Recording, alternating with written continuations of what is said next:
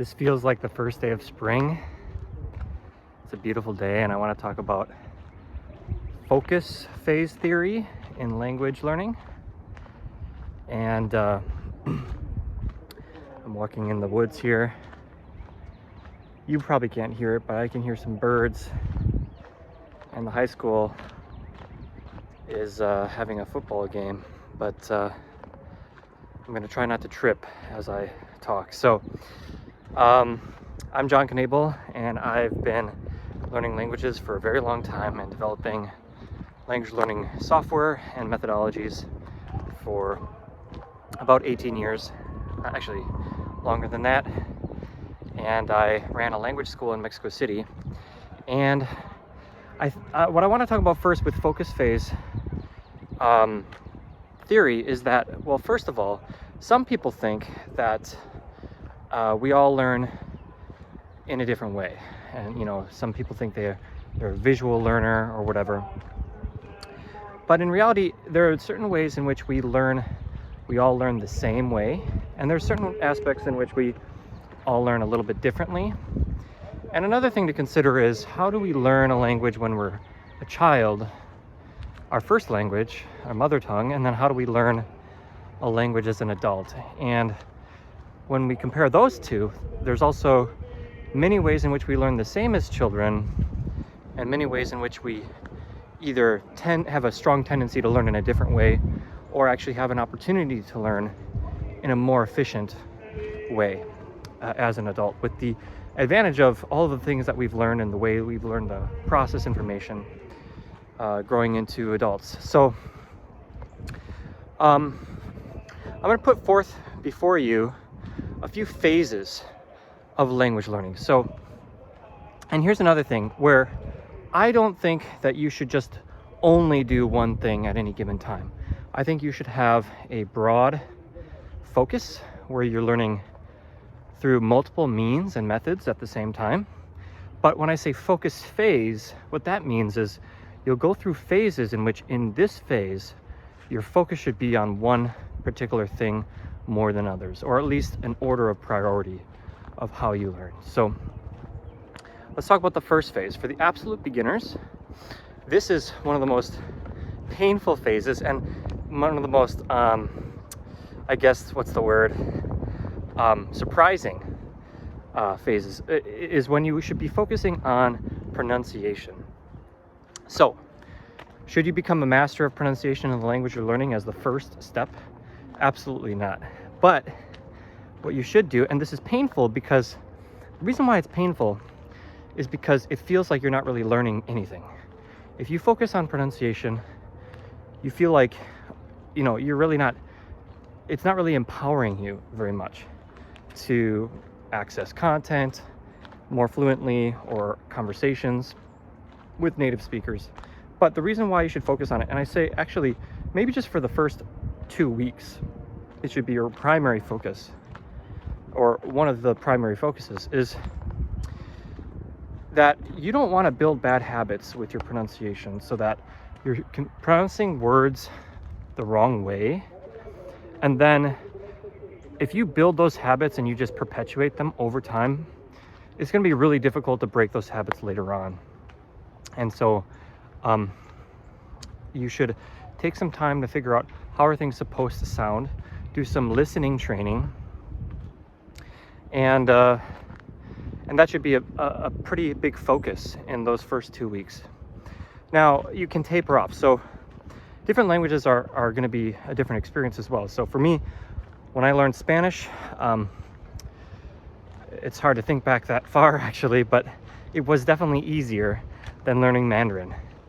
And there's this concept of a silent period in language learning. I know Stephen Krashen really was a big proponent of that. And I'm a big proponent of it as well, especially for a language like Mandarin, where it is really difficult to pronounce. So Spanish, the cool thing is, actually, once you learn how to spell and you learn the pronunciation rules, they're very consistent. And you can read a word on a page and you should know exactly how it's supposed to be pronounced. But with Mandarin, it's pretty difficult. There's new consonants, for English speakers anyway, and there's the new tones. So you're not going to master tones it's going to take you a very long time before you master tones. You're not going to master tones at this phase. So what you can do though is you can do some tone training. You need to develop at least a little bit of an ear for how the tones should sound, and you should practice. And there's a lot of good tools for that, some good apps for that. But you can do that with any kind of pronunciation for any kind of language. And ultimately, what you want to discover over time, so eventually you can like wind down and just accept that you're not going to get it perfect and kind of move on and continue to focus, to value that, and to try to make pronunciation something that you don't completely discard at any stage of your learning. But you can taper off and change your focus to something else at some point. You really won't be able to last if you only focus on pronunciation until you master it. So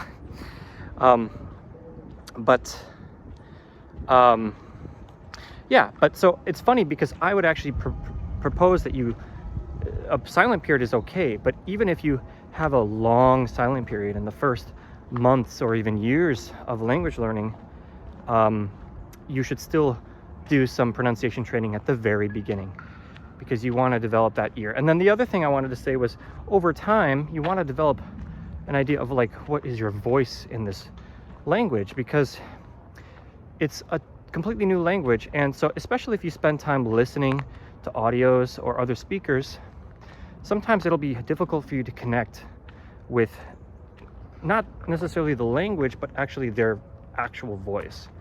And so you want to get a good variety of voices, and if you find one that's really close to your like register, your like tone, your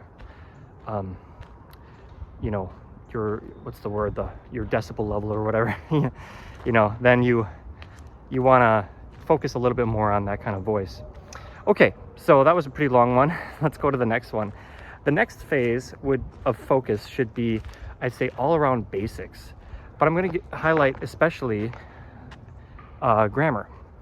And so grammar, when I was a child all the way through high school, you know, grammar was overemphasized, and that's because our language education system was derived from teaching dead languages like Latin and Greek.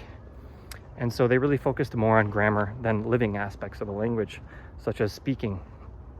And so no, of course, we don't want to overemphasize grammar, but you still need some very basics of grammar just to be able to, when you're learning a new language, each language has a different grammar. So if you can just learn a few of the basics, it's going to help you get more comfortable in that language. And you don't want to overemphasize it. I really think it's good to like mix it up together with vocabulary, pronunciation, listening, speaking, trying everything. And I think one of the best apps at this stage is actually Duolingo. So Duolingo is a great app for beginners. It really kind of covers all the bases. You get to learn the alphabet, you get to listen, you get to speak, you get to read, and you get to learn some of the grammar. So that's a great thing to do at this stage. Okay, so then eventually you're going to graduate to the next stage. And this is a stage that I think a lot of people don't. They just stay in Duolingo. And Duolingo really tapers off in its efficiency as a language learning tool. And oh wow, there is a horse. It's gonna go right by me soon. You're gonna see it. That's pretty cool. Howdy. I've seen the horse tracks, but I've never seen a horse out here yet. Oh yeah, all the time. Oh, she's pretty. Thank you.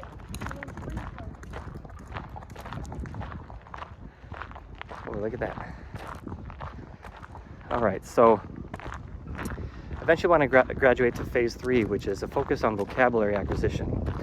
And here's the thing. Almost any tool you use, whether you use Duolingo or some other app or tool, the most basic and fundamental vocabulary tends to be frequent in almost any context. So there's like articles, prepositions, and some of the, you know, maybe the top 50 verbs tend to be used over and over and over again. So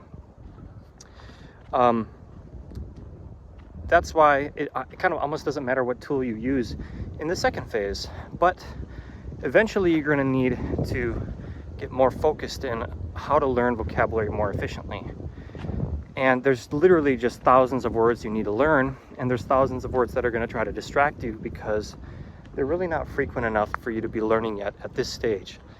So this is where the optimal order hypothesis comes in, which is where you want to try to learn words in as close to the actual order of frequency that they appear in real life, in the language as a whole, or in the context in which you're experiencing that language at least.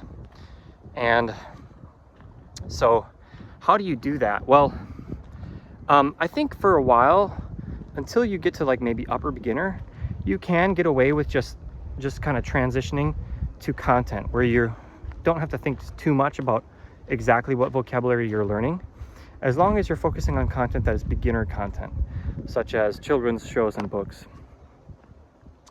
And a good example of this would be Do Chinese for Chinese. It's a great app where you can read beginner stories, and it's just going to take you a little bit further than Duolingo because, well, they have their stories graded from basically level 1 through 6. And so if you find a level that's close to you, you're going to find stories that are close enough to your level and interesting. So it's going to carry you a lot further. Duolingo and other similar apps, they can be addicting, but they're not necessarily that entertaining, as it's a little bit difficult for you to even just stay engaged with those.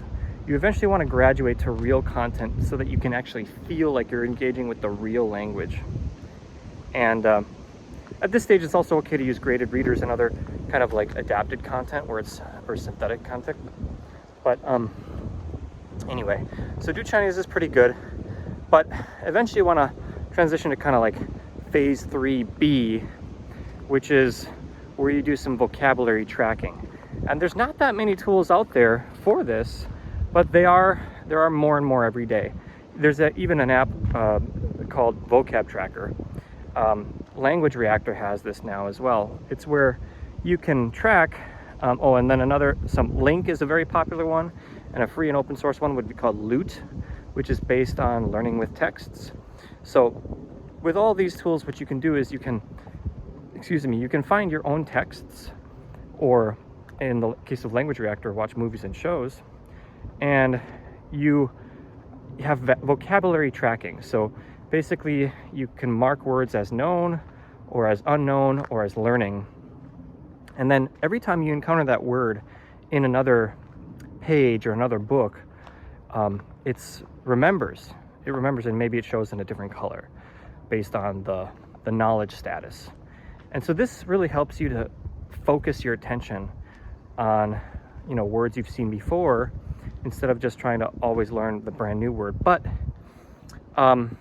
this is where I would really encourage you to get into trying to learn words in that optimal order. So you can do a lot of things on your own.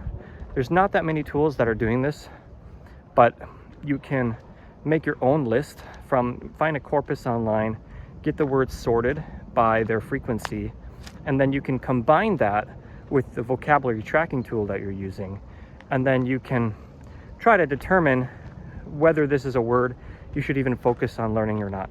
So if you read any given book, like maybe even about half of the words will only occur like one time in the entire book. That's called a long tail word. There's so many words that only occur one time or very few times in any given context. And so those are words you probably don't want to learn, until you encounter it in a context in which it occurs more frequently. And take the word flamingo. Like, if you read a book and the word flamingo comes up once, you probably don't need to learn it then. But if you read a story about flamingos, then maybe that's a good time to learn the word. So if you can learn in the right order, that's going to make your learning so much more efficient and enjoyable, and you're going to see your progress and that's going to keep you motivated. So this is the vocabulary tracking phase, and it's really important to get a little bit intentional here, because so many people fall into the intermediate plateau at this stage, and that's where they lose focus. And it's because if you're already advanced and you already understand 95% of what you're reading, then the 5% that you don't understand is still going to be kind of difficult to learn, but at least you have some context to help you learn those words, because you already know 95% of the words around it. And then also, at least if you know 95%, you might be able to just understand what's going on anyway. And if you're a beginner, like I said earlier, so many of the most common words are so common. Like the word the in English is 5% of the language. It's about 1 in every 20 words we use the word the. I've just used it probably 20 times in the last 10 seconds. So, you know, if you look, so when you're a beginner, it's cool. You get great gains in a short time because so many of the words are so frequent. It's when you start to approach like upper beginner that you start to encounter words that, like, in the context in which you're encountering it, it's just so infrequent that you don't get enough reinforcement to necessarily learn it very easily. And so there's a lot of things we can do that to optimize this process, where you try to find content that uses similar vocabulary, try to find content that's at your level, and some tools that can help adapt content to your level. So, okay, and then now we can go finally, and that was like phase 3 of your focus. And now remember, in phase 3, you're also learning, you know, grammar here and there, practicing pronunciation and listening. You're practicing all the skills, the 4 skills. So in all of these stages, you're practicing everything. It's just a matter of focus. And that was like, phase 3 was like phase 3A, B, C, I guess, because you got like general vocabulary tracking, and then adding in optimal order. So anyway, the final phase, which is phase 4, is immersive experiences. And you can have these from day 1, but at some point, you know, you've learned enough. Maybe it's time to go to another country, or find some language partners. And actually, you can find a language partner pretty early on, or have a teacher pretty early on. So eventually you can transition to a focus on, okay, I can take the training wheels off. My comprehension is high enough that I can go into these immersive experiences. And in many of them, then you have to get off of the efficiency training wheels a little bit, because real life is not efficient, and you have to learn to adapt and kind of like really go for the broader meaning of what the experience is, instead of trying to focus on every individual word that you encounter and trying to learn, you know, piece by piece, so granularly.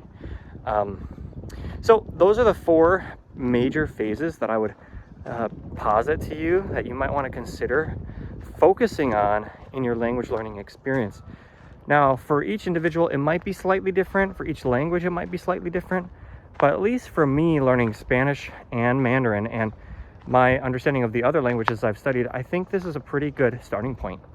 So let me know what you think. And thank you for watching. Stay tuned for more videos about, you know, my thoughts on language learning theory and acquisition, my own journey learning Chinese. And I'll be doing also some reviews of some of these apps and how they relate to, you know, these phases and different aspects of language learning.